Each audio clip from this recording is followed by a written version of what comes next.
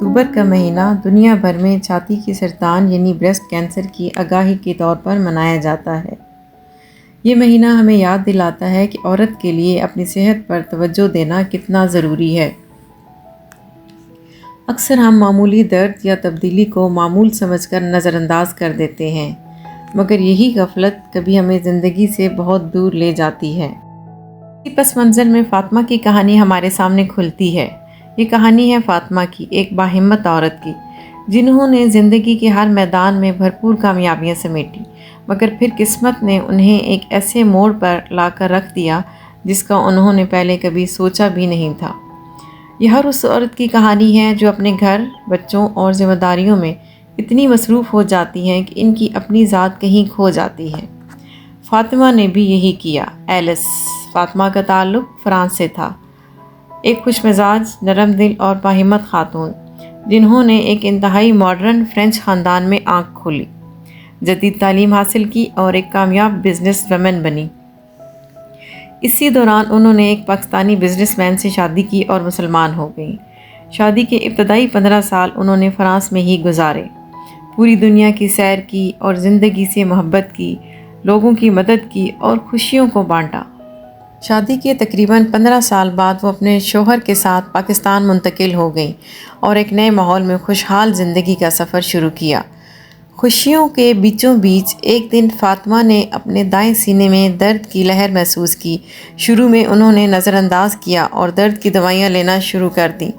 پھر درد بڑھنے لگا اور انہیں اپنی چھاتی میں ایک ابھار سا محسوس ہوا، ساتھ ہی بازو میں بھی درد پھیلنے لگا۔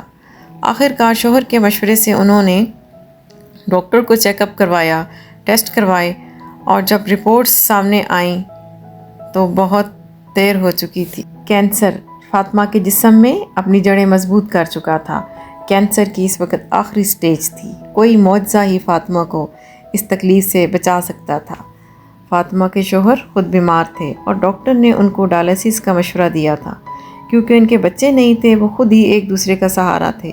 دولت تو بہت تھی، مگر اس سے وہ زندگی کی خوشیاں نہیں خرید سکتے تھے۔ اپنوں کا ساتھ نہ ہونے کے برابر تھا۔